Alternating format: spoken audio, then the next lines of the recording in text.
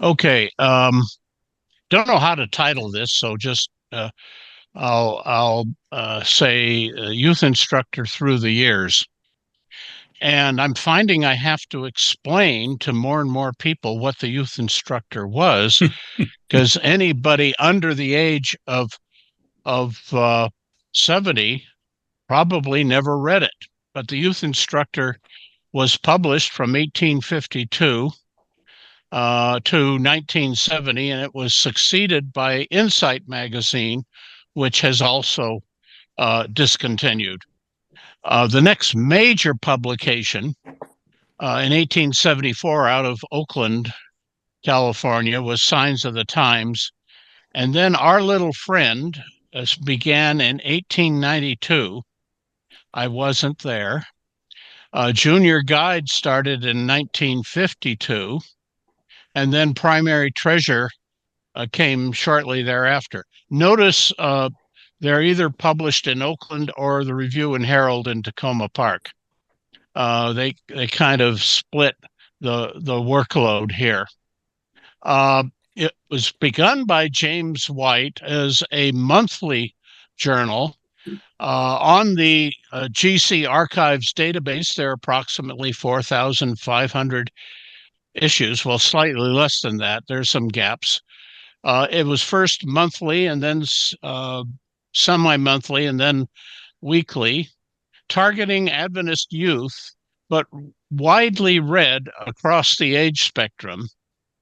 Uh, what I'm finding is the early readership was very young and very rural, and I'll really beat that to death. Later readership was more focused at academy and college age, and there was a wide range of topics far beyond religious material. And they've eventually sponsored writing contests for schools, for colleges, and academies. That provided some content, and it was succeeded by Insight magazine. So, uh, what the youth instructor does is provide a historical record of Adventism and how it changed through the years. And I would say that with all the material on the General Conference Archives website, we have a very well documented church, especially what was happening in the early years. And for me, it provides insights into the grassroots beliefs and the anxiety of ordinary members, although I've talked about anxiety to this group before. And as well as church leaders' normative expectations of Adventist thought and behavior, especially how the youth should behave. And that comes across over and over again. James White was editor of the Review and started the Youth Instructor, so he was running both journals for a while out of Rochester, New York. I found this sketch and I looked at it for a while, and then I realized that this sketch, and I seem to recall this in my academy religion textbook, but in this sketch, he's left-handed. But if we look at this painting, he's right-handed. So already I'm questioning some historical sources. They had a very elaborate masthead from time to time, and the goal was teaching the youth scripture, doctrines, values, laudable and expected behavior, culture, vocabulary, and scripts. They weren't conscious they were teaching scripts, but it'll percolate up, and a wider worldview. And of course, the main goal was to keep them in the faith. This is a chart of the number of issues per year on the database. There are a number of gaps. Unfortunately, after 1854, there's a gap during the American Civil War, and I wish those were present also in the 1880s. But we do have 4,000 issues to go with. The circulation started at about 800, and up to 1,500, eventually reaching 50,000 in 1952, and then went to zero when they discontinued publishing. You could get the Youth Instructor either by a single subscription paid for by the individual or bulk subscriptions free to the youth in the Sabbath school, usually paid for from church expense. And that's how I got it when I was growing up. My challenge, again, is few Adventists under the age of 70 remember the journal. And even a professor at La Sierra, what's the Youth Instructor? So I got to explain it. The context, the history, our knowledge about history is divided into people and families and institutions, and then ideas and expressions. But the context of the early 19th century included industrialization of the North, child labor, believe it or not, the American Civil War, urbanization, immigration, big issue, particularly in urban areas, the evolution of transport, and literacy. Those all are the context of the early Adventist church. Illiteracy it was a problem, particularly in the deep South. And whereas Adventism grew in the rural U.S. in a homogeneous culture, tended to be isolated from immigration and the urban evils. So the first issue of the Review and Herald was published out of Paris, Maine, and then he moved to Rochester, New York. I think he stopped in another town on the way, and eventually in 1856 they moved it to Battle Creek. And Adventism tended to grow and move westward with the movement of its leadership. And so I tabulated the home addresses of letter writers to the Youth Instructor in the first 20 years. This is a sample, n equals 51. And these are all rural towns that nobody ever heard of except for Cleveland, Ohio. So this is a measure of the rural nature. If we counted the letters by state, it would have a distribution something like this, particularly in upper New York State, nothing in New York City, and across the lower part of the state of Michigan. But what was happening was urbanization. And if we plot urbanization of 4 of those states, data supplied by the Census Bureau, Massachusetts led the country in urbanization. After that, New York. After that, Michigan and Wisconsin. Notice it kind of moves west. And this is partly related to the industrialization that allowed the North to win the American Civil War. So the Youth Instructor was launched when these states were fairly rural. In fact, New York was 65% rural and Michigan similar. So over time, the industrial development moved west from Massachusetts. And along with the industrial development was the railroad system. So 1855, the railroads were across the northern U.S. The Confederacy did not invest in railroads. And part of this, to enable urbanization, you have to have efficiencies on the farm with fewer people required to supply food to the urban areas. So farm productivity growth was an essential factor in urbanization. By 1880, the railroad system was much more robust in the north, but not in the south. And the Transcontinental Railroad enabled James and Ellen to travel to California. I doubt if they would have gone behind an ox cart the way Merritt Kellogg got to California. So this illiteracy is a challenge for Adventism. So we grew in basically literate parts of the North. So I would assert, and I haven't heard many other people talk about this, that Adventism was a rural northern phenomenon with very little activity in the major cities until 1900 and little activity in the deep South. And if we have time, I'll show you, talk about George I. Irwin, who referenced the Civil War as the rebellion. So there is a northern bias to looking at the world. The prosperity of Adventism in rural America is echoed in the location of churches in California in 1914, mainly in logging, mining, and farming towns.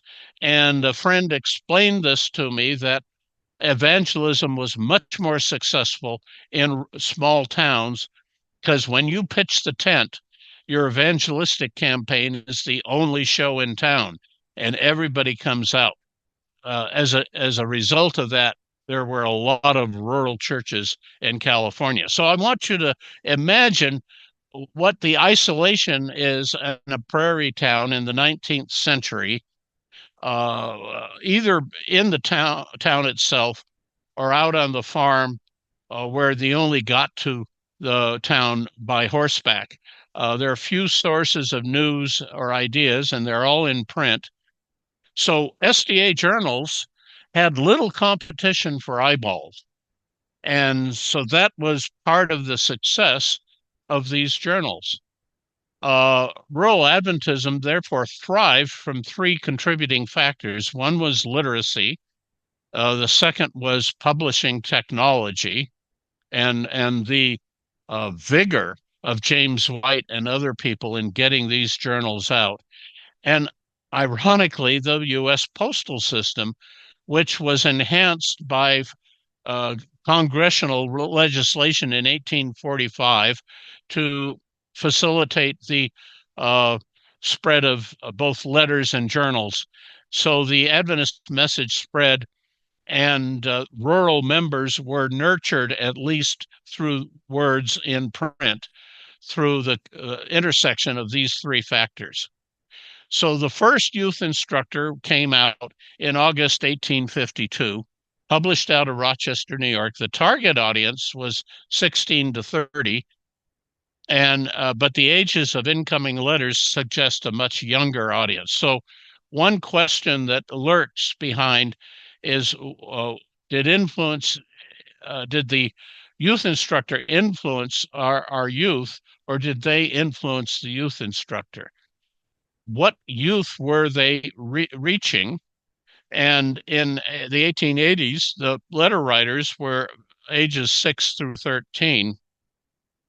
The first issue uh, had a kind of an introductory essay by James White. It also had graphics, and graphics is always a more interesting, if not challenging, technology in early printing. And yet they had this tree.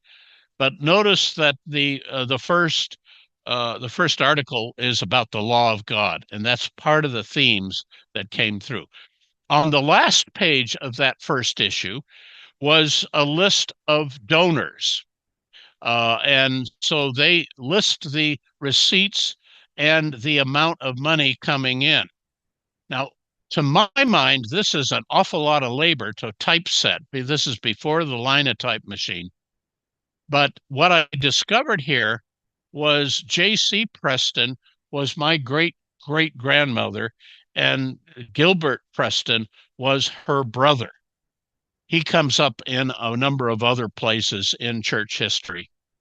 So the object of the the stated object was to teach the young the commandments of God, the faith of Jesus, and correct understanding of the Holy Scriptures. There's no mention of God's love in that initial vision statement. Uh, In October 52 was the first introduction of structured Sabbath school lessons. And again, we're talking about the law of God. The masthead changed from time to time. In January 54, it was a different masthead. Rules for the young.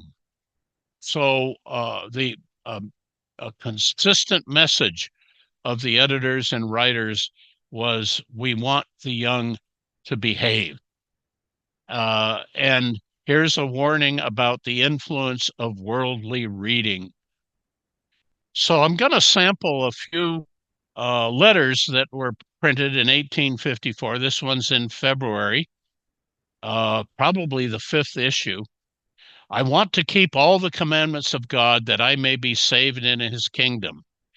And I want to have a shelter when the 7 last plagues shall be poured out about onto this wicked world. I'm not sure this is a child writing, just judging from the lexicon. Here's another one. I'm trying to keep the commandments of God that I may meet you in the kingdom.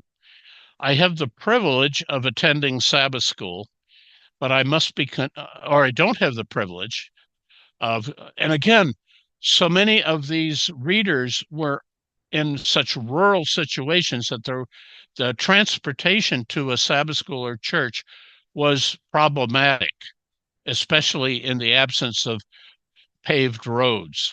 It was all dirt. Here's another one. I feel like giving myself more fully to the Lord and make a stronger effort to overcome and press my way onto the kingdom. So again, a theme was salvation is precarious, keeping the commandments was essential, and it's a struggle, and success is uncertain. So I've talked about this anxiety about salvation before. In March 59, they had their first major serialized set of articles, and it was an autobiography by Joseph Bates, Incidents in My Past Life. And for the first maybe 8 installments of his autobiographical essay, it talks about his experience as a cabin boy and later as a sailor, and describing um, some of the catastrophes, such as falling from the rigging into the water. It's a wonder he was alive to promulgate the Sabbath message later. And if he weren't alive, then I wouldn't be here, because it was Joseph Bates that convinced my great great great grandfather to keep the Sabbath. The youth instructor moved to Battle Creek. Here's an interesting poem using a railroad metaphor. They kept changing the masthead and making it more ornate. I can do a whole talk just on the ornamentation and artwork in any of these journals. Then it became very Spartan in 1871. Again, the donors were listed in 1871, and this tells me that the business model was heavily dependent on donations. Well, who has the money, the youth or the adults? And so, what is the target audience? Does your donor pool influence what you say and how you say it? And that's a question for all evangelistic activities, including broadcast in modern America. It got to be so tight financially that they stopped dropping names of, here, 500 subscribers who were in arrears on their subscriptions. And this is in accordance with a notice they sent out earlier. We are very strongly to be obliged to say to our young readers that we have not received sufficient encouragement from them. So don't only send money, but also send encouragement. And our older brethren this warrants us to publish the Youth Instructor semi-monthly. So they went back to semi-monthly. So again, my question is, who's reading it? When the salutation is "Dear young friends," is that how children talk to each other? Let us pray that we may get the victory over the beast and his image and the mark of and number of his names. Now that already that theology is developed in Adventist writings. Uh, I gotta wonder if this is a teenager writing. So there are all kinds of letters, and I'm just showing the salutation here that that not only is it adults writing from time to time, and then they don't give their age. So we know when the children are writing because they tell their age. And they tend to be talking down to the youth. And I've got to wonder how the youth react when reading this. So then in 1868, they added a section for little children. So here are Bible lessons for little children, and it's pretty elementary. How many kinds of angels are there? Just two: God's angels and Satan's angels. That's understandable. Here are some letters from younger readers. Ellen writes from Wisconsin, "I am 9 years old and have been a reader for only a few months." Emma writes from Minnesota, "I am a little girl about 11 years old." Now, I hear this over and over again. I am a little child. I'm a little boy. I'm a little girl. Is that how they describe themselves in casual conversation? Lucy writes from Wisconsin, "I am 12 years old. I keep the Sabbath and try to live out the health reform with my parents." So, and of course, she's using expression "precious truths," and a lot of the scripted expressions have crept into the Adventist language already. So here is a letter from an adult. "Dear youth and children, do you realize that you are living in the last days when Satan is unusually active to confuse, darken, and perplex the mind of mankind?" I don't remember many children using the word mankind. So this raises a timeless question for all content, especially relevant in the past 3 years. Who really wrote this? Letters from small children using grown-up words. In the 1930s and 40s, the president of the Atlantic Union Conference always had authored a lead article in every weekly issue of the Atlantic Union Gleaner. And I'm thinking, how did he keep that up? Does any president of the General Conference have time to write a book? Or should they take time to write a book? Did a student in my class here at the university use ChatGPT to compose her term paper? And how prevalent is ghostwriting in modern society? And of course, one way to get around the I think the obligation to tell where you got material is to use the term selected.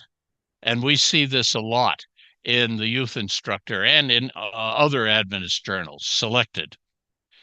So for a while, there was no editor named in their data block. That that represents a period when it was rather chaotic and a lot of people were involved in editing. They kept changing the masthead ornamentation. This would turn us off today. I don't know how the readership reacted to it in 1882. And they began to run ads. First for the railroads that go through Battle Creek, because Battle Creek was the centroid of Adventism. And these railroads also advertised in the in the Adventist Review, and there were a lot of railroad ads in the Signs of the Times. A lot of strange ads. Here is one for Remington typewriters. This is over the top. This is a Sanitas bath with the name Kellogg on it, and it looks like a sweat bath, and there's a container that keeps the steam in. You sit in a chair, and The steam is generated by some heating element below the seat of the chair. For unemployed people, there was always potential revenue in selling magic pocket vaporizers. And from the Modern Medicine Company in, guess where? Battle Creek. So, so the ads are interesting. Uh, in this century, or in the 20th century, the ads were always for Adventist institutions. Here they're promoting in 1910, and I'm going to start jumping around chronologically. Pure books on avoided subjects. What a young man ought to know, what a young woman ought to know, or a young boy. I can only guess what they're going to cover in a whole book about those subjects. Ads in the 50s continued a certain amount of tone of urgency about the message of the Adventist Church. And I could elaborate, but this is very common. One creative thing to do, a new revenue project, is to take these Harry Anderson paintings and make them into jigsaw puzzles. And that's what this is being sold in 1952. I just find this stuff. I can't make this up. And I just stumbled on this. The artwork is a whole other topic. A lot of what I'm not even sure what to call this, woodcut, but this was very prominent in the last part of the 19th century. The ornamentation on the children's page is always interesting. The ornamentation on their column for encouraging JMV activities is interesting, this medieval trumpeter. But I want you to look at the wording, a suggestive program for the young people's meeting. And they have a whole template of things to do in the meeting. Well, today, suggestive has a second definition that's more common, tending to suggest something improper or indecent or risque. But that's how they used the word back in 1902, which should tell us that literature written over 100 years ago may not work in a modern market. There's a lesson there. And the motto or the aim of JMV was the Advent message to all the world in this generation. Now, that is 123 years ago. There was a focus on process, token expression, and I forget who, I think Gil Valentine talks about how you interpreted the entire world, getting your message out to every lingual group, and then you've done your duty as a prerequisite for the second coming. Some more letters from readers, and some of these are gems. From Oregon. I thought I would write a letter. I am 10 years of age. I try to keep the Sabbath with my parents and 3 sisters and 2 brothers. We have a Sabbath school at our house. Again, there's no church to go to. I want to be a good boy and be saved when Jesus comes. This is Thomas. So the editor wrote back, Thomas, do not simply want to be a good boy, but be one. And Jesus will save you when he comes. Now, that tone reminds me of Yoda. Not try, do, or try not, do. So Yoda, being a very old alien, probably was on the editorial staff of the youth instructor back then. Another one from Michigan. I want to be good and keep the commandments. I like to read the instructor. I want to live so I can be ready when Jesus comes. Okay. Another one. I have resolved that I would keep every one of the commandments, that I would lay aside hoops and all other earthly vanities and follow Jesus. I think I know what hoops are. Um, and then Sarah from Wisconsin, I'm trying to keep all the commandments of God and get ready for the coming Jesus. So that verb, get ready, is a theological problem that persists in Adventism today, 11 years old. Um, Here's Anna in Oswego County, New York. That's my family roots. I am trying to be a good girl. I pray that the Lord may forgive me of all my sins and I may be his child. Now, his child is something we get in the scripts from our cultural material, the songs and hymns. So the response from the editor, if the Lord forgives all your sins, and then you are a good girl and sin no more, you will be his child and a happy one too. Maud writes from Plattsburgh, New York, 9 years old. I have three brothers, Charlie, Ernest, and Freddie. It's interesting how in these letters they pour out so much detail, including the name of the dog. I once had a little sister, Maggie, but she was drowned 9 years ago in the Saranac River. We are going to have a Christmas tree. I go to church every Sunday to the Presbyterian church. My uncle Seth is an Adventist, and I do not take the instructor. He sends them to me. I like them very much, and I hope you will think this worthy of printing. Uh, okay. Vivian appears to be a boy, 11 years old, says, Mother does not want me to go to the village school because she thinks the influence is not good. So she teaches me at home. So we already have homeschooling going on out in the farming community.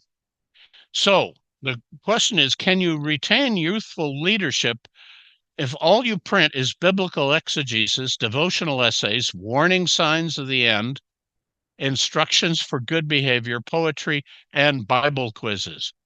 So eventually, the youth instructor branched out into printing other material. And this is where it gets really interesting.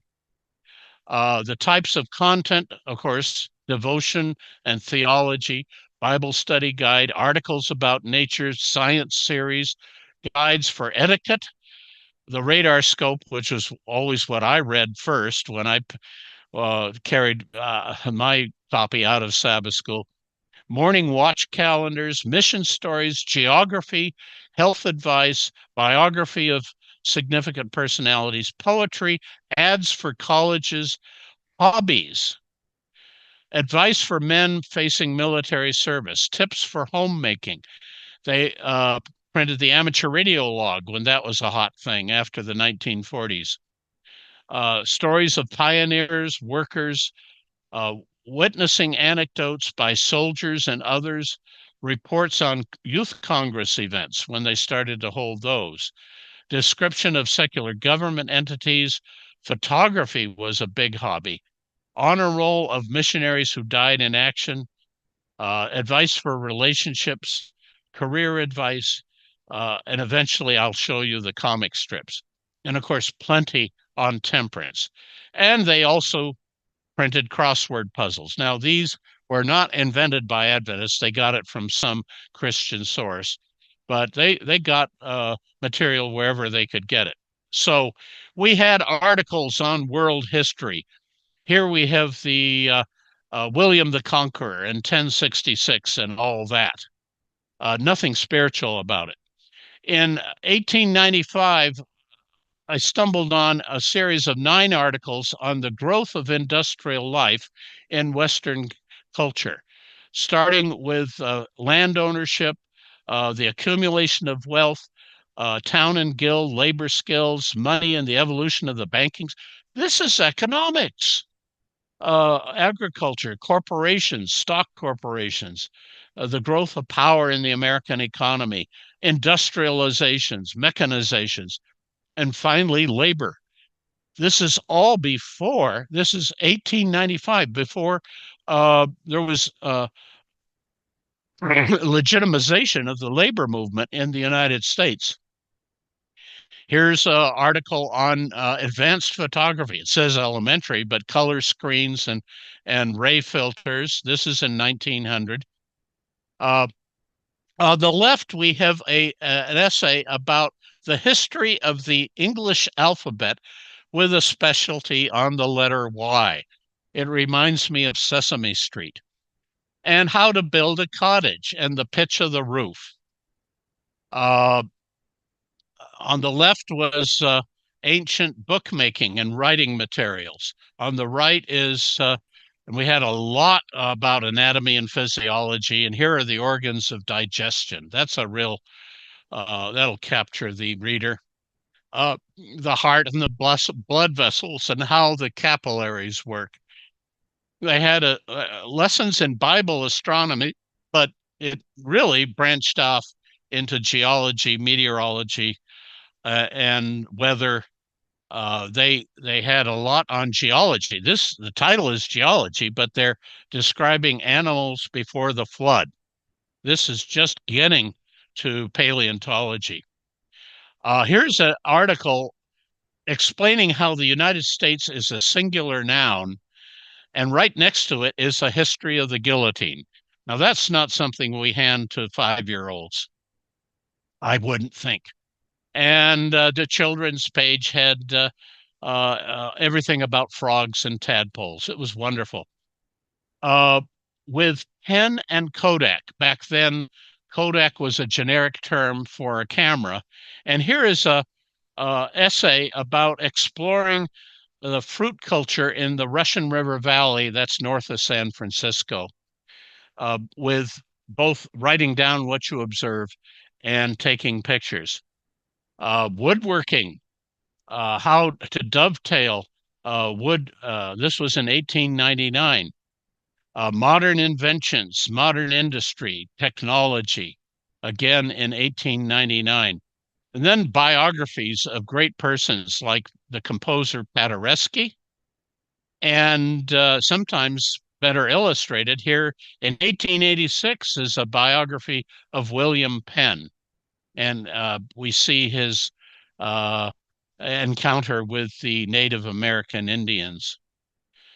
Here's an article on the banking system in China. I can't make this up. They were all over the landscape. A study of parliamentary law. Notice that paragraph numbers, very, very structured. And finally, even in 1942, during World War II, an essay about watchmaking in Switzerland. Oh, and glimpses into the chemical world. Here, a feature article about nitrogen.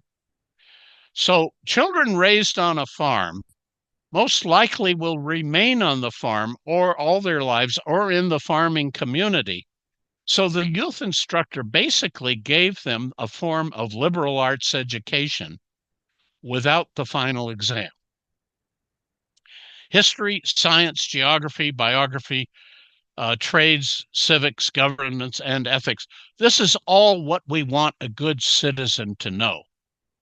So my hypothesis it was and is that the youth are attracted to the secular content much more than to religious or devotional content. And this fits into my model that I've shared with this audience before, that all these journals constitute parts of the Adventist midrash, a lot of creative, cerebral expression, not necessarily constrained by scripture or formal theology or doctrines.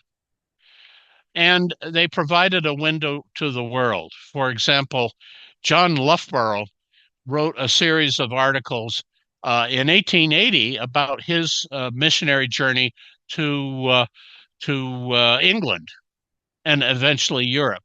And he goes into enormous detail, so you feel you're right with him on the ship and the life on the ship as they approach Ireland and eventually Liverpool. In 1913, one of many annual series on temperance.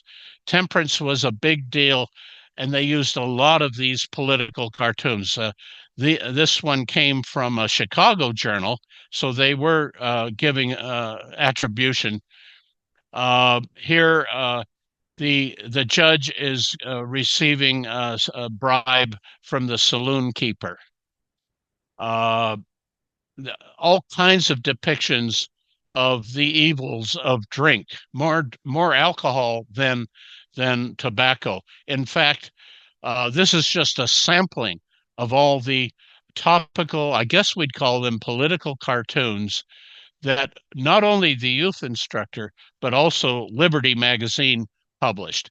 Liberty was, of course, more interested in uh, uh, religious liberty and Sabbath keeping and Sabbath laws or Sunday laws, but they Liberty also delved into temperance. Here, children are being offered on the altar to Moloch and the over burning cigarettes. This one I really like. This is one that tugs at your heartstrings. This little girl, emaciated in a tenement, is devastated that her Christmas stocking is empty because the father spent all the money at the local saloon. So this, I thought this was very effective. Uh, the youth instructor allied with the youth department and the MV department in of the General Conference, and by 1919 they had a long list of behaviors that they wanted the youth to do and measure those behaviors. So the across the top of this tally sheet are all these things they want the youth to do. Lending tracts, hours of Christian help work. That's a great one. I vaguely remember that. We didn't do it at the White Memorial Church, but when I visited the Alhambra Church, they solicited our statistics, and of course these are rolled up to the to the church, to the conference, to the union, and eventually the youth instructor publishes these. Now, as a result of that emphasis on metrics, in the council corner in 1934, someone writes, would it be considered missionary work to give the youth instructor to someone who can't afford it? And should it be reported as such? If 3 people read the same paper, should that be reported as helping 3 people? And Lester Bond from the General Conference Youth Department responded, yes. And it should be reported accordingly. If you lend the paper to 3 persons, it would be proper for you to report 3 papers distributed. However, if you lend or give the paper to 1 person or 2 and 2 or 3 others read it while in the possession of the one whom you lent it, it should be reported as only 1 paper distributed. Lauren liked this. So this is these this is the style of some federal regulation, meticulous detail.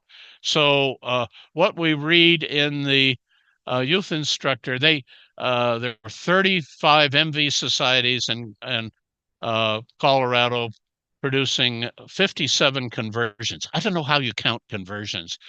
In 1922, there were fewer metrics. And now I'm going to jump to World War II. This was a photo used on the cover in 1939. And then we saw it again in an ad for publication of a Army-Navy edition of Steps to Christ that was small enough for a soldier to carry in their duffel bag.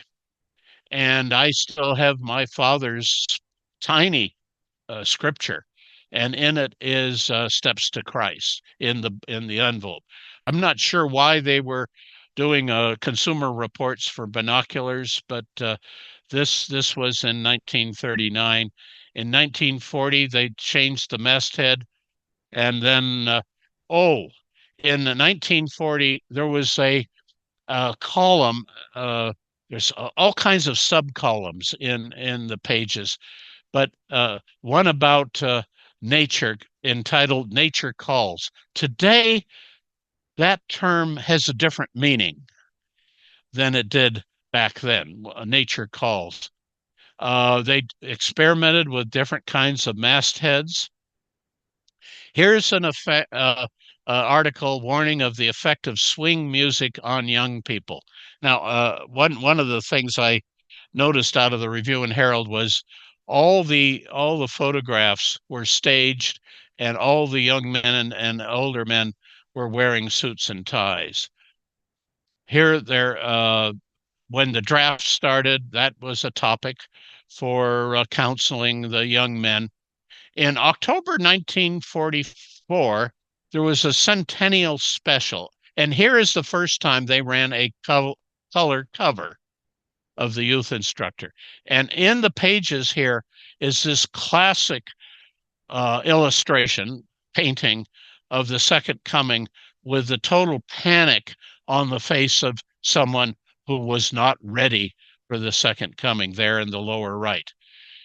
In 1944, they ran this photo of missionary activity, but I strongly suspect it was taken long before that because it is the pattern for a hand illustration in 1939 in the Australian Union Record.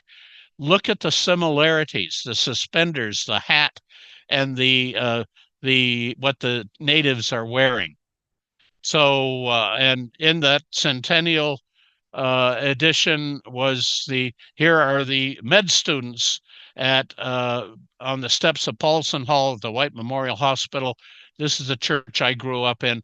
They're all in the Army. They're all privates.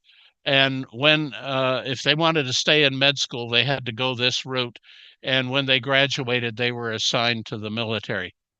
Here's PUC young people's meeting, missionary volunteer meeting. You can sense the excitement. So one of the good things that the youth instructor did was print this honor roll in October 1944 of the missionaries who lost their lives in mission service. And for example, two ladies were murdered in their homes while their husbands were away on an itinerating trip. That's interesting language. I don't see that kind of memorial to missionaries lost in the field today. That soldier might not come back. In 1945, we were still sending soldiers off to war. They were dealing with that. The plight of the soldier in keeping his Sabbath and being non-combatant was always discussed. Here was an ad in 1949 for Really Truly Stories. And I just stumbled on this yesterday. I couldn't resist showing it to you. $2 each. What a bargain. The masthead changed in 1950. And in 1952, they started printing these what I describe as comic strips. And the first one was by Vernon Nye. Now, I'm not sure if he illustrated it or he laid it out, but this is the biography of Joseph Bates in 16 episodes, and it very much parallels his account of his personal life that was written 90 years before in the Youth Instructor. But now we have it. I think these are also called graphic novels. Harry Berg created a whole series of cartoon strips about animals. Now, a friend of mine tells me that the General Conference policy is animals don't talk. So the text describes what the animal's doing and There was Benny the Beaver and Furry the Seal. Uh, then there was this comic strip about camping with JMV, Junior Missionary Volunteers. And I love the text here. Meal times are always eagerly awaited, but before hearty appetites are satisfied, campers dress, wash their hands and faces, clean their nails, and comb their hair. Then they are ready to go eat. This was fascinating. Uh, by by 1952, actually earlier, they had news from Adventist college campuses, and this section was called Campus Gleaning. This is kind of a unique. In 1955, Roy Branson, that is a very young Roy Branson, wrote an article about inside the Faith for Today operation. And then there was the Listening Post, which was a collection, dare I say, potpourri of unrelated items that are just kind of interesting. This is in the spirit years later of USA Today. They changed the name to Radar Scope, and they still unattributed material. The section header artwork changed in 1955. This is the Radar Scope I was used to when I was in academy. But notice they are now attributing the source of material, which they did not do in 1955. They continued to uh, publish stories of secular interest, and but now they say recommended for weekday reading. So young people, we don't want you to read this on Sabbath afternoon. You have to read it after sundown. One of the covers is particularly meaningful to me. This was I think this was Spalding took the photo of a concert. I was in the room here. I forget. I don't think I was in the choir. I was up on house sound. H. Vincent Mitzville. This is at the White Memorial Church where I grew up. And during the rehearsals or between rehearsals, I got acquainted with Sam Goldman. He was a Hollywood studio musician. He's playing bass here. And it was all a studio orchestra, uh, very expensive. And they ran this and notice the focus. This was a good photo. This was done well. Then they went back to color photos in March '68, and the final issue here, when Walter Crandall was um, editor, had this color photo in April 1970, and it shut down and it was replaced by Insight magazine. And Insight had a totally different style.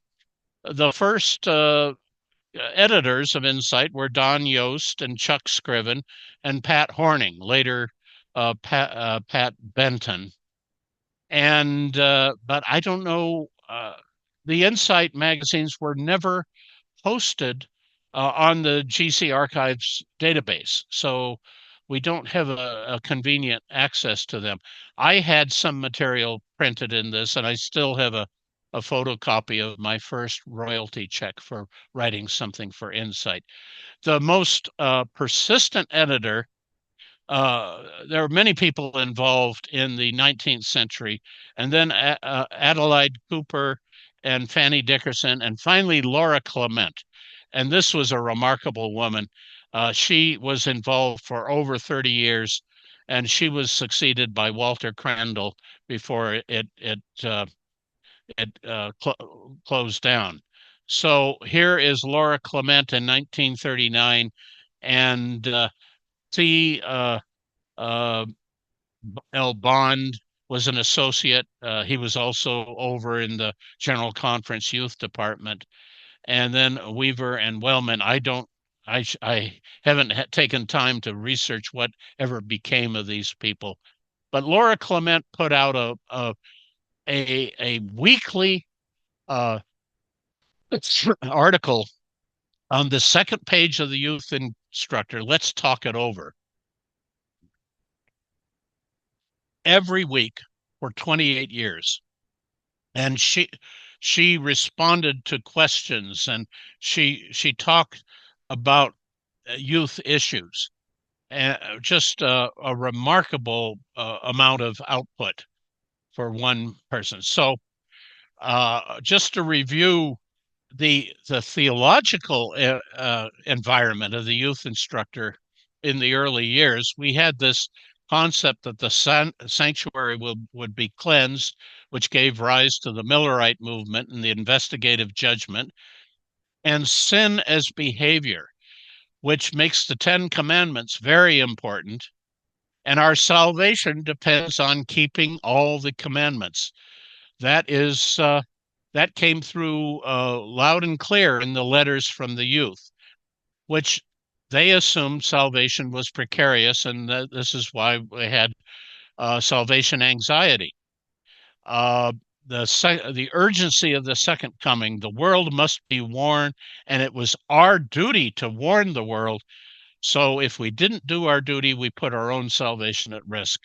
This came through loud and clear. So many topics I haven't covered: the masthead and ornamentation, the artwork, the authorship, uh, the conventions for giving credit to sources or not giving credit, major theological themes waxing and waning. This is why perhaps 3 to 4 years from now, we will have software where I can tell it, look at all 4,000 issues and give me all kinds of metrics that I will define about trends in authorship, in tone, in content, uh, or feedback mechanisms. And I'm not sure, I haven't explored why it failed in 1970, because not many people are alive today that were still around then. If you want to look at all these issues, it makes very good Sabbath afternoon reading, by the way, uh, depending on your time zone. It's in the online archives of the Office of Archive Statistics and Research of the General Conference. I think I will quit here.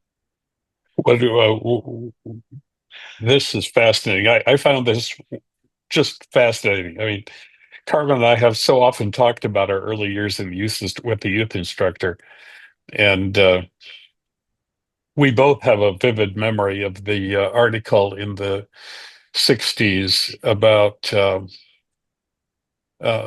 how your angel couldn't go into the movie theater with you. That was a particularly memorable one because they actually had a picture of the angel waiting outside. Oh, really? Oh I yeah, think I saw a cartoon like that in the South, in the Australian Record. They took those myths and made them into cartoons in oh the they 50s. were, yeah, very important. Uh, you never mentioned anything about World War One. Was World War One noted at all? Oh yeah. Somehow, okay, you're right. I missed that. Uh, Two things were going on, and the review covered it a lot more. You had World War One. Late in World War One, there was conscription into the military of the young men, but you also had the plague, and that closed Oh, down a lot of churches. the I Spanish haven't flu. Spanish flu. Thank you. I haven't seen much about that in the youth instructor, but remember, not only was the youth instructor facilitating JMV societies, which were physical geographic groups, but it also was serving the remote reader. And so the if church shuts down, the youth instructor becomes all the more important. Yeah, and I suspect there were a lot of before churches started really being built in the early 20th century. There were a lot of people who did not have a church to worship in. Or Uh, or or yes, the the church construction in North America really blossomed after World War II, and the economic recovery there in 1940s and 1950s. Yeah, you and I were post World War II children, baby boom. Um, just want to mention to all of you guys, we've got about 45 minutes here, so please do raise your hand and join in. This was more fascinating than I expected it to be. I'm beginning to Really notice, interesting. yeah, I'm beginning to notice that I'm invited to speak when there is an air of desperation. No, no. This happened at Sligo. This happens at La Sierra. When they can't find anybody else, they call me. Well, and you came through. You came through for us. Bjorn, go ahead. I'm going to let you start. Unmute. Yeah. Okay, yeah, I've unmuted. That was funny.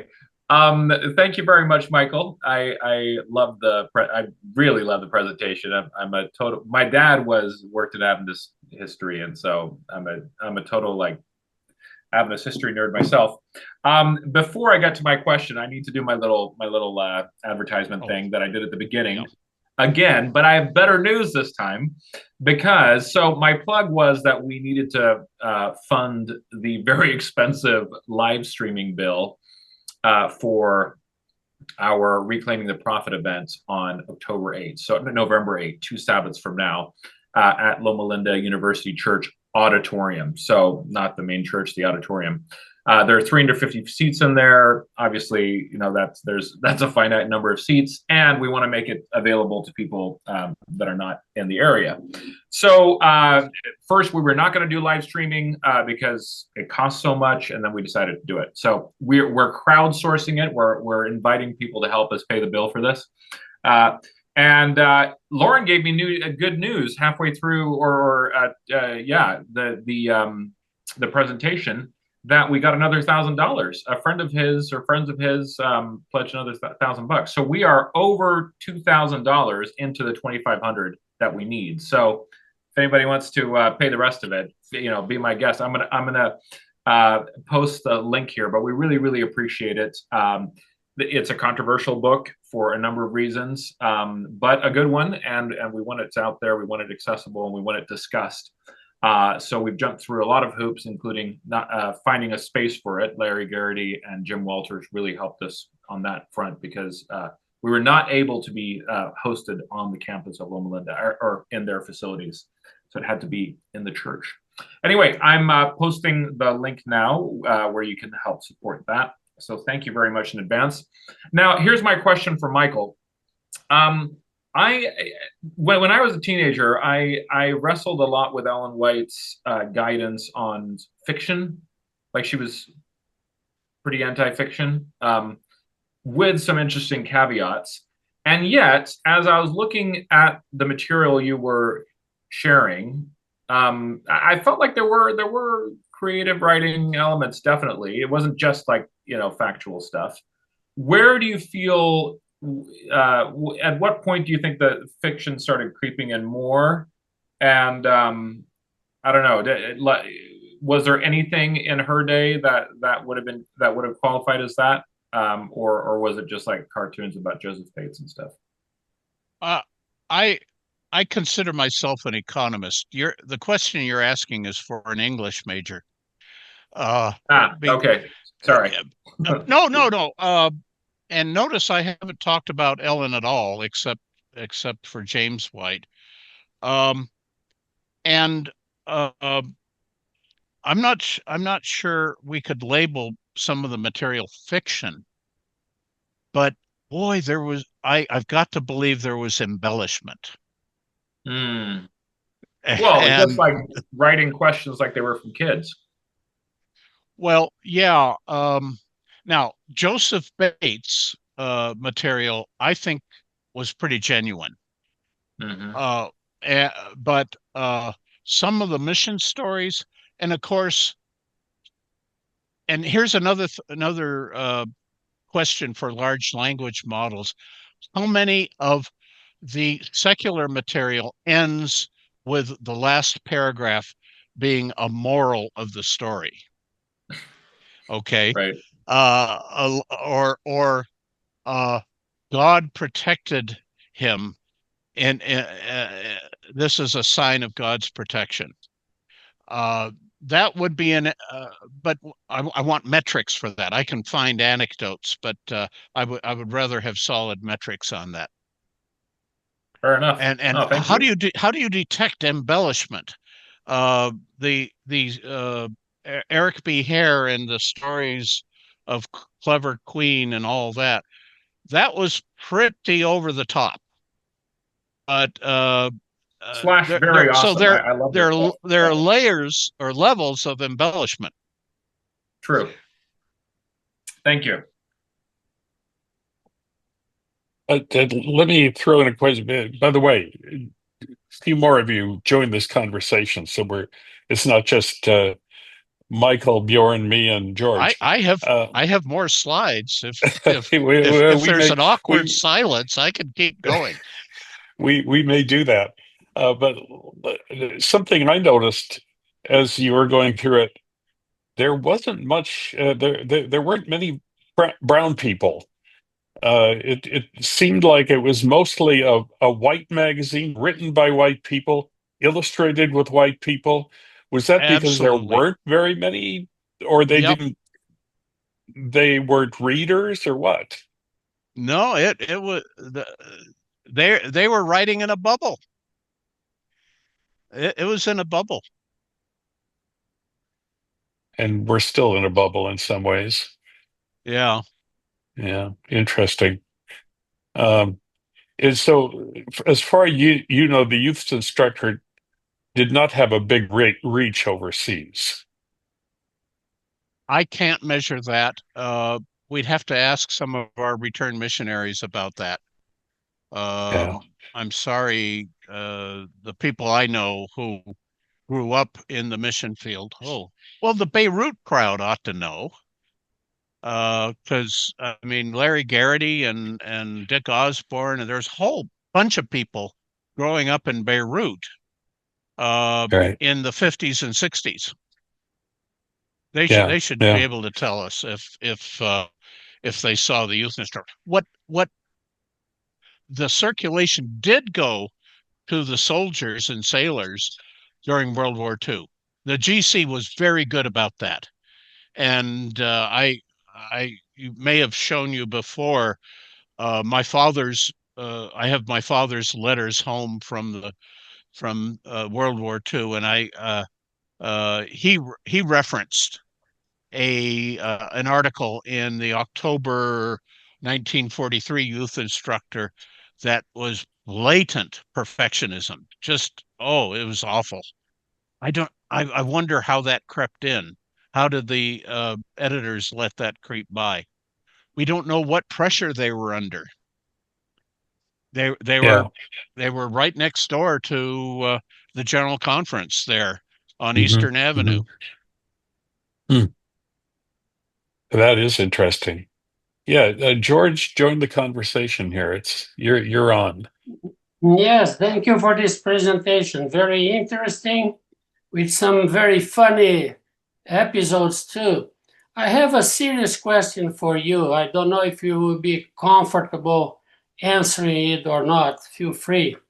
But when you take notes and record the number of presentations that you make, is this presentation today going to be counted as one, or 100? Or how many we have here in the audience today? I am not going to show you the spreadsheet that I used to keep track, because I have to keep it all on a spreadsheet, because I've done 865 presentations over the past 27 years, but most of them have been to professional audiences in information technology or accounting Yeah, or I'm just engineering. teasing you because of that. When you mentioned that one person giving one magazine or so to one person, and or to that comparison, so that was interesting how the criteria was in those days. That was intended to show you the depths of legalism. Now, Exactly. that is an anecdote, but I bet you I could find a bunch more like that. Yeah. Oh, many more probably. Yeah. I probably can remember some from my youth. Yeah. Thank you for your presentation. Very interesting. Yeah, I do wonder. Victor Pillmore from the UK made a comment here about really truly stories, and it reminded me of some of the comments that my missionary friends have made about mission stories, which are not very complimentary sometimes. That mission stories were not strictly rooted in the truth. And it looked like there were a lot of mission stories in the youth instructor, a lot of references to the Yes, missions. that was a normative value. I don't know how much they were read by the young readership, but there are all these heroic stories. Almost every issue in the last 70 years, almost every issue had a story about some mission activity, generally with photos of the natives. Well, even in my youth, uh, mission stories were quite talking down to the poor native people. I remember my grandma gave me a book. I didn't keep it. I kind of wish I had, just for memory, but it was all about spreading the gospel in the South Pacific. And it described all the native people who accepted Jesus as fuzzy wuzzies. And even as a child, I remember thinking, that's kind of strange. Why would you describe them that way? But it was very glowing. It was when we had a meeting and all the fuzzy wuzzies came, and they all wanted to be baptized and put on white shirts and ties. And that was kind of the tone at that period of time. So that would have been, around 1960, I suppose. You're on the edge of another topic of what I would call cultural imperialism, and how I had a friend who would talk about these dear people, and you take the words alone and they're not condescending, but the tone as she spoke them was condescending. Yeah. And that's a whole other topic. It is interesting to consider, and this is during our lifetimes, Michael, that we saw all of this Well, change, and education has had a big part of that. I'm in Hugh denial may, about my age, but you speak for yourself. yeah, exactly. Yeah, no, you're just a child. Hugh, Thank you. it's so nice to have you here. Hugh, Yes. join the conversation. This has been really interesting. Do you remember reading The Youth Instructor? Oh, well, I'm just to tell Michael how excited I have been and in enthusiastic about that presentation because I remember vividly reading The Youth Instructor. I was born in Jamaica. I live here in New York. But as I grew up in Jamaica, the missionaries impacted my life. The missionaries impacted my life. I can remember them well. Heisler, Snyder, and so forth. And we were brought up in such a way that my mother made sure that our church had a copy of all the published material of Ellen White. And that was there in the library. When I went to Andrews University and came back and I began talking to my mother threw her hands in the air and said, Hugh, you're not an Adventist anymore. You're not an Adventist anymore. I said, no, Mama, I'm an informed, educated Adventist. And so I am fascinated because I've lived through this and I've seen, and I must congratulate Adventists today for the work you're doing. Thanks again for sharing, and I hope you can continue to share more.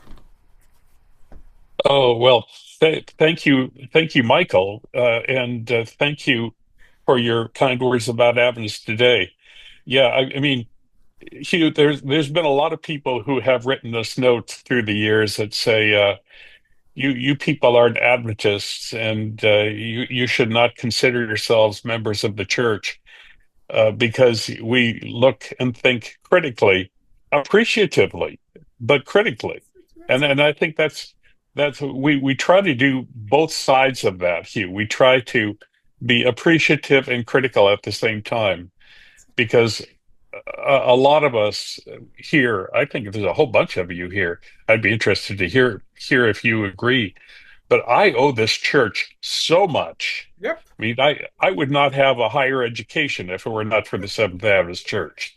I mean, I grew up in a blue collar family on a farm, you know, throwing bales and shoveling grain and all that stuff. And I grew up to have a doctorate. And that's because of the Adventist Church. So we're appreciative, but we have really taken a lot of heat in Adventist today for that.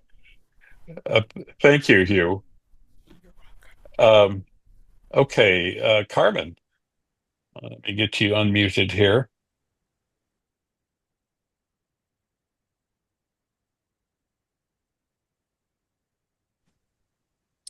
That was really interesting, Michael. I don't know if it was just that my age cohort had were given youth instructor for a brief time. It just did not make the impression that the guide had or that Insight did. So it was very interesting to find out more about the youth instructor. I wanted to ask you, I'm aware that during her lifetime, Ellen White wrote a lot for the youth instructor. Did you survey those to know like No, what ages she was writing to and what topics she was writing to? no, that I'll take your answer off the air, as they say. okay. Yeah, I didn't go into that.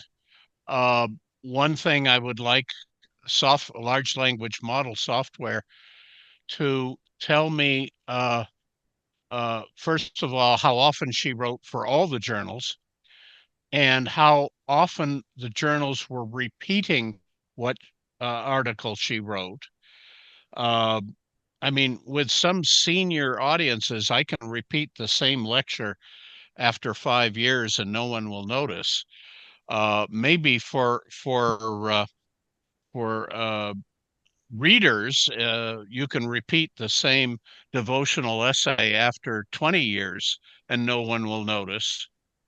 But and I would love to know, and this is why we have to ask the software, how much of those repeated essays were altered, and to what extent they were altered by the editors 100 years later.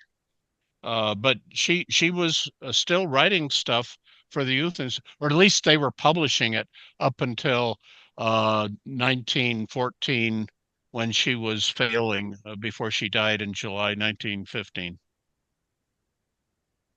I'm just going to add real quickly because you reminded me of this. Mm-hmm.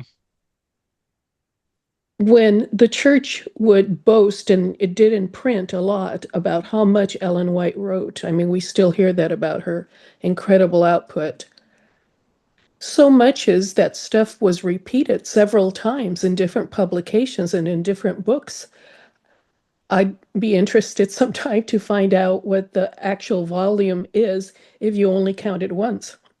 Well, I have a theory on that because I am guilty of reusing slides uh, over and over. Some of the slides that I use today, you saw uh, a year ago, and I that's the knowledge is not linear. It is very multidimensional, and sometimes I have to borrow a slide from 2 years ago to lay the groundwork for a direction I'm going now.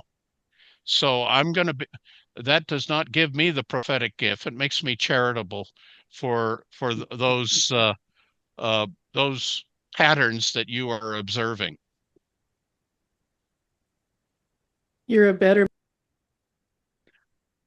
Thank you. Um, yeah, That is interesting. I'm sympathetic with Ellen White in that regard too. Um, when I was a young pastor, I said, those lazy old pastors who reuse their sermons, I'm never going to do that. And for years and years, I wrote fresh sermons all the time. Boy, toward the end, I I had to tell myself, you worked on those sermons, you can reuse those.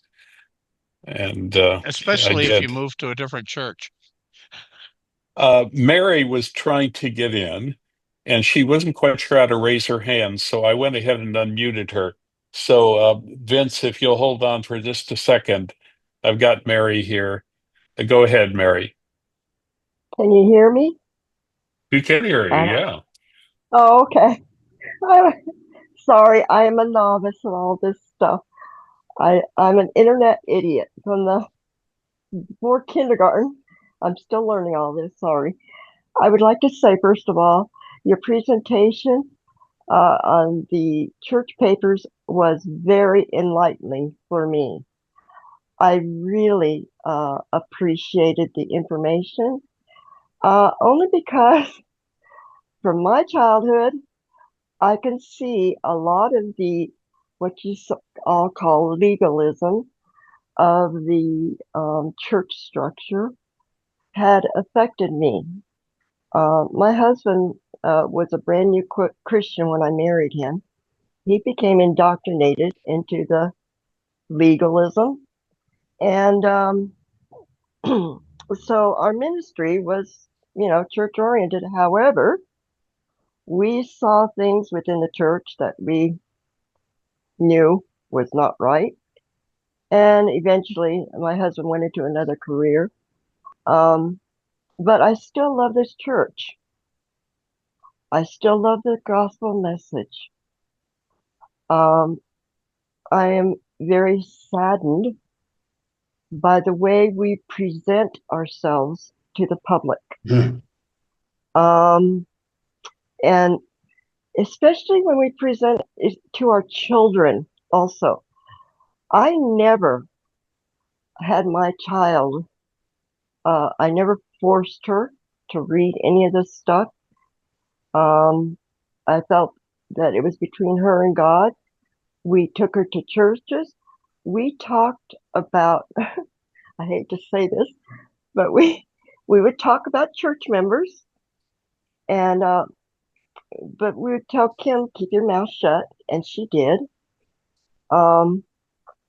She, to this day, I firmly believe that she had her salvation. She passed in 2001. And coming back to the church, I've had to go a different journey than what I felt very uncomfortable doing. I did become rebaptized because I believe in the message, not specifically the prophecy, not the health message, a lot of, other issues that have crept up. I do believe in ordination of women, though. I think we need to have more women leadership. There are more women than there are men. And I don't feel comfortable going to a male about spiritual issues. A woman, yes. I think there's plenty of other women that probably feel the same way. This is something that I have a burden on my heart for. However, I wrote on there that Lauren wanted me to bring out was the fact that this information that you shared about the children's papers, the youth papers, it got me to thinking, is this a type of brainwashing that kind of helps the Adventist church to be identified as a cult? I'd like your response on that. Me? It's a fair question, Michael. Brainwashing is a strong word. Propaganda is a strong word. I'm looking for a noun A kinder less word. severe. Yes, I'm Yeah. looking for a noun less severe. But I agree. uh, th- there is underlying this that salvation anxiety again. And so parents are going to want their children to be saved. So they want them to keep the commandments. They want them to embrace all the values that they think are necessary for salvation. And that so that produces a pretty severe channel of communication. But we We don't got to find it. address that. We got to. You read, Go ahead. I've been reading in the review from the family health or family department, whatever they're called, up at the GC. And I read their articles and I'm like, well, that's not helping parents in how to deal with children with ADHD, children that are going through cancer, children that are going through divorce, children that are going through peer pressure. I don't read that. That's what I have an issue with, is that we have to start addressing these behaviors to give tools in a biblical manner, not sit there and read the Bible or quote EGW. That's not going to work. You need to give tools. And that's just what I'm praying that will happen through the power of the Holy Spirit, that the leadership will realize tools have to be given out to people nowadays. And it has to be given out simply, not in an academic or scholarly way, but in a very simple message. A lot of our, Adventists are not collegiately oriented. We all have been to college, most of us, I'm sure. So we have an academic background, but a lot of Adventists do not have any collegiate education, barely high school. So now I'm like, we need to present the message in a much simpler, the way Jesus did, with parables. He gave tools according to the culture of that time. We just need to adapt. I think that's my personal opinion. I'd like your insight on that. Thank you, Mary. I think what it makes me think, Michael, that Mary is pointing to, and this is something I've been concerned about for a while. At this point in time, and it sounds like for a long time, pretty much all Adventists have done is apologetics. Well, the answer to Mary's question, I think, should come from the educated but enlightened therapist community. I and there are folk around who are professional therapists but are down to earth. It may be a challenge finding them. Um, the the what I did see in I'm sampling maybe 2% of the material in those 4,000 uh, uh, uh, copies. I maybe sampling less than that. Just what catches my eye, and I go back a month later, and I'm seeing something different in the same issue. But they are promoting a heroic role model in Adventist youth, that he stood up for he stood up for his principles, and that's reflected, that permeates not only the essays but also the response from the letters. And I'm reminded of the ads for the colleges, and Southern Southern Missionary College was the school of standards, and so standards and rules are very important in this early Adventist culture. it came through in the letters. So they I didn't see much. And again, I want a large language model to go look for this stuff. I didn't see much on dealing with handicapped students or with learning disabilities or anything like that. It may be there. I just haven't seen it. Well, they did. You did point out that they took on some fairly broad cultural concerns, though, like political concerns, even. Not a political concern. They talked about the process, the parliamentary procedure, but I don't think they, other than the classical religious liberty concerns and the temperance Hmm. concerns, and the threat from Catholic immigrants coming from Ireland, which is implied. They don't come right out and say it. Uh, I don't see them becoming partisan political.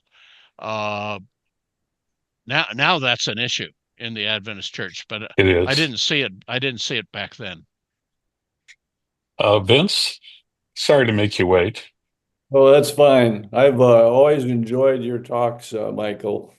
And mine has to do with curious about the finances. And here's what I'm sort of getting at of the Yeah. publishing.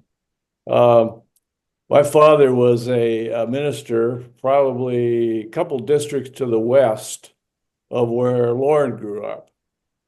And I love to read, and so he made sure that I had any Adventist, journal, age appropriate, whatever it was, he'd make sure I'd get it.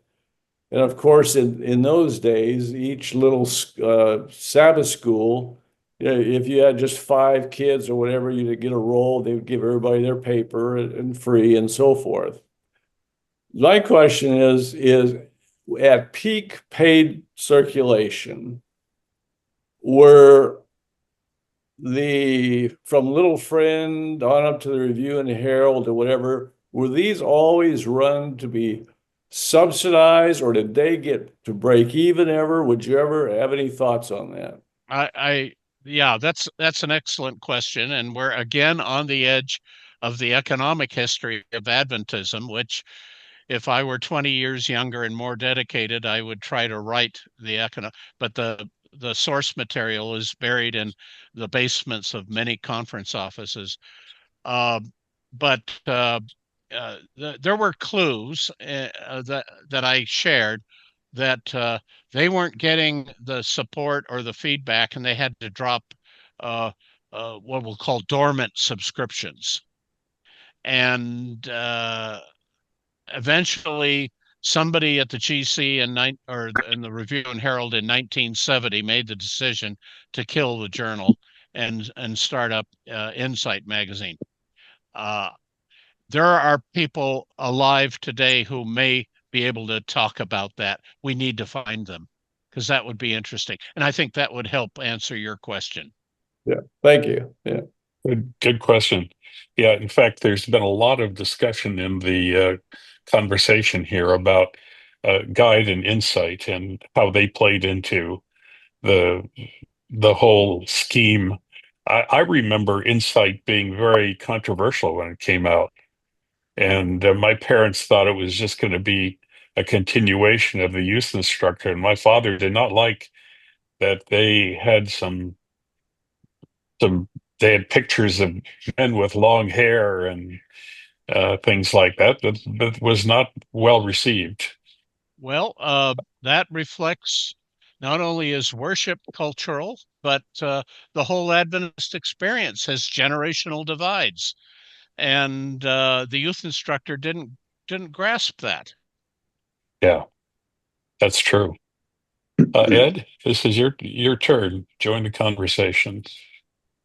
Yes, thank you for the presentation, Michael. I realize you've only taken a relatively small sampling, and of course there's your reference to a lot of articles maybe written by adults, which seems rather peculiar to me, although adults do write children's books. But on the side of these samples you gave, I see things like demeaning, legalism, racism, fear mongering about Jesus coming, really instilling a very narrow focus of what the Adventist church should be like or is like. And I don't think a publication like that would fly in our well, like the audience that we're on right now, or yeah, I find it quite troublesome, even though there are probably a lot of good things in there. But I'm surprised it lasted as long as it did. I forget how long you said it lasted, 70 years or something. Oh, 119. 117 or 119, yeah. Oh, okay, yeah.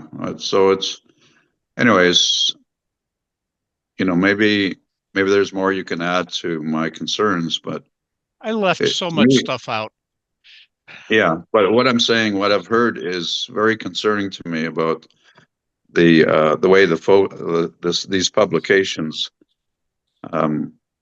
manipulated or try to influence minds of youth. I feel it in some unhealthy ways, and that's bothersome. I'm trying to remember what date I did a survey of Adventist publishing, but that was, I think that was 4 or 5 weeks ago for this audience. You did. Okay. It was a little longer than that, but yeah, it's been. I did something on July 5, but that was something else. Again, I don't have my spreadsheet in front of me. But publishing is one of many ways of communicating.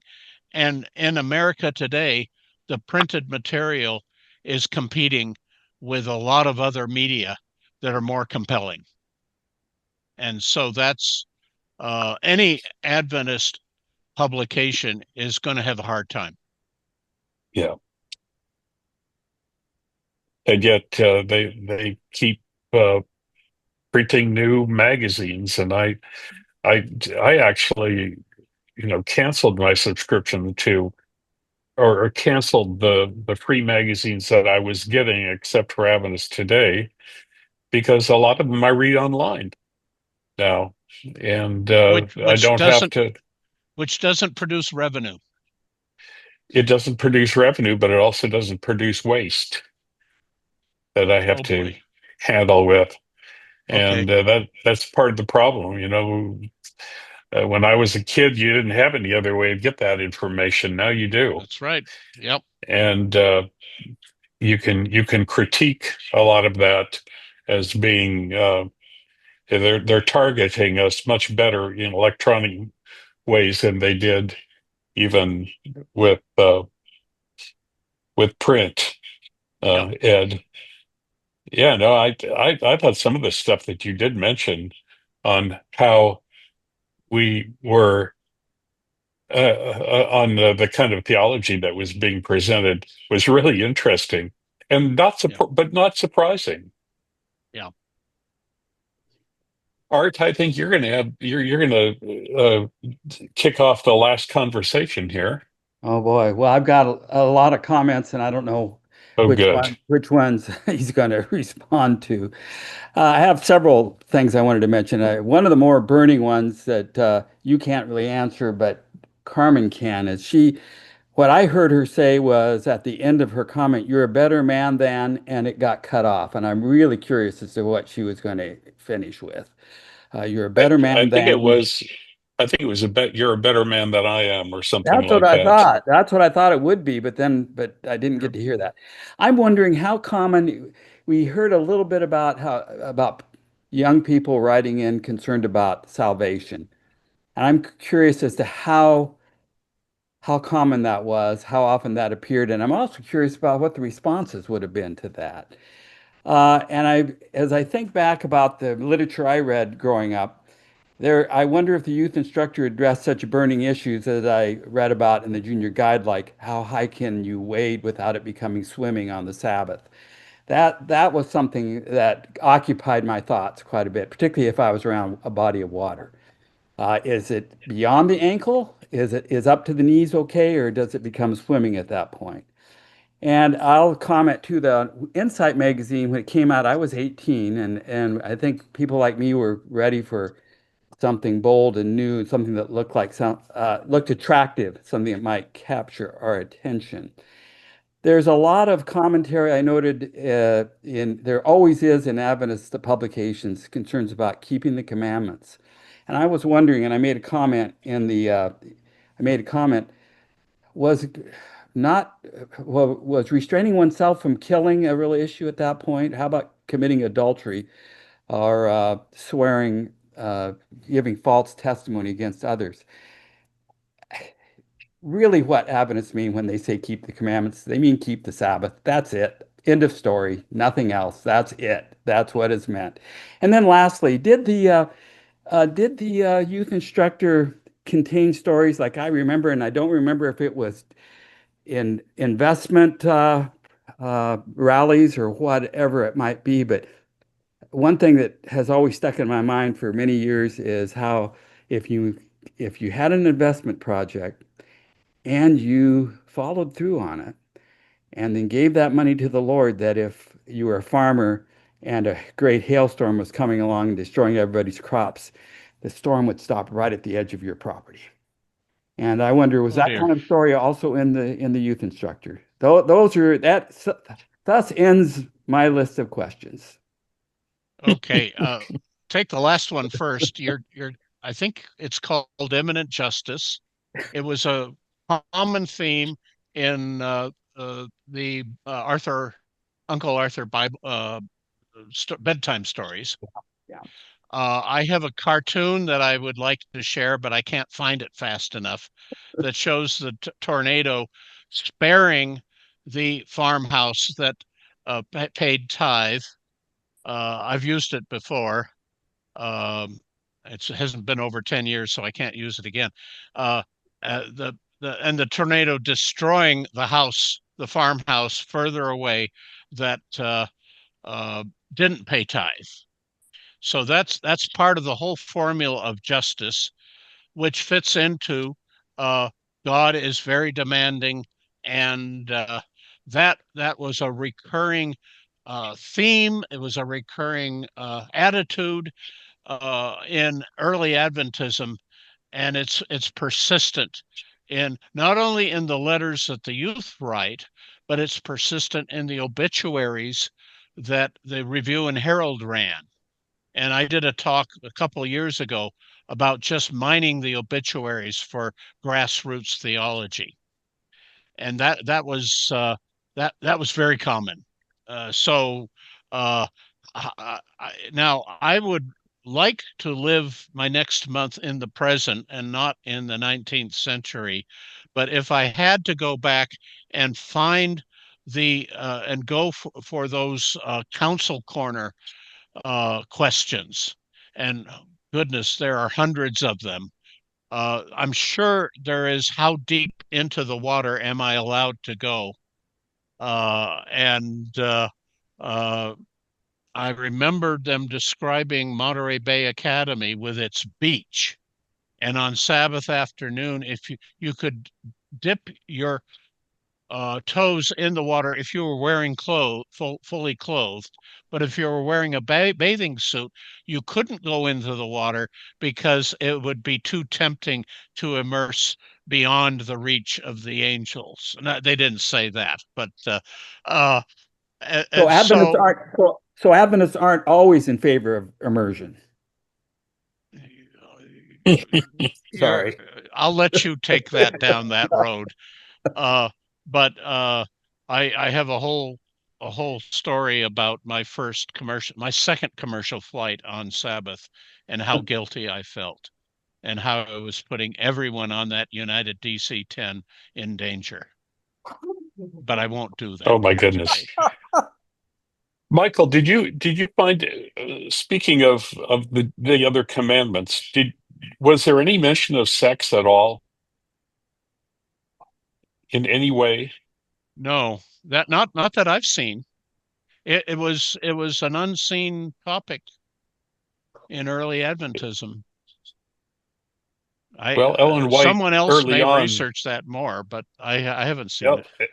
Ellen White took on certain aspects of it early on, but Hmm. I just wondered if when they're talking to young people, whether they ever mentioned don't do this or don't do that, or be very careful, don't kiss your girlfriend, or anything like that.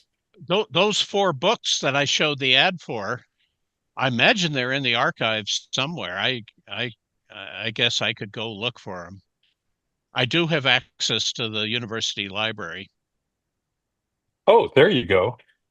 Yeah, you give us No, a no, no, no. Assign that to someone else. presentation on Assign that on to uh, someone else.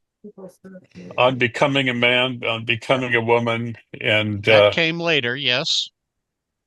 yeah, that came afterwards. Yeah, it is interesting though.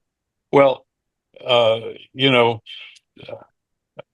I grew up very much in that mode, and I remember art. I'll tell you one little story about this. When I was a kid, there was a summer. Everybody, pretty much, who were part of the Adventist Church in North Dakota were farmers. I mean, 75% of us at camp meeting were farmers. And we all came to camp meeting. It had been an extremely dry summer, really bad summer. And so the pastors organized a 24-hour prayer vigil. And people were getting up in the middle of the night to come to the auditorium to kneel and pray for rain. Mm. And at the end of the time, indeed, that week it did rain. But unfortunately, some of the farmers who were going back and forth came back and reported that it also hailed out their crops, and they had lost it. And it was sort of, the pastors who are leading the event were singing showers of blessing, and some of us who are a little more cynical minded were saying, I don't think that turned out quite the way they thought it was supposed to.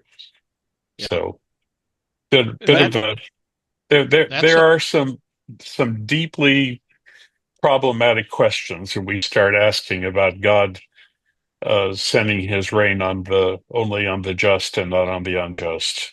Lauren, you made and the mistake of not muting me, so I'll throw in one other comment. My family, and I assume that most of the people here who are at a similar age to myself, which is a lot of us, grew up in families where we followed kind of the youth instructor model in discussing sex, which is to say, not at all.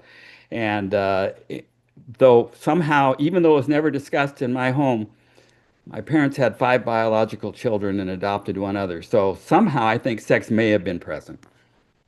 you know what Probably.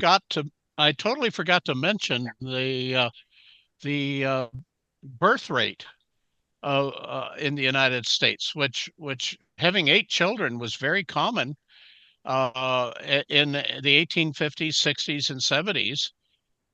My one of my great grandfathers, Solomon Winnie, was wounded in the Battle of Bull Run, returned to his farm in Ulster County, New York, and fathered 5 more children. So there's another risk to my existence. And uh, so that you had a lot of children to work the farm. Again, we're back to, but okay, but you touched on another issue, and that is divine temporal activism. And I've never done that material for Adventists Today, but uh, is God active in micromanaging our lives and micromanaging the weather in response to what we do and what we say and what we pray? And that's a tough 2 hour topic. It's a very difficult topic, actually, Yeah. Oh, very and very hard for some people to accept.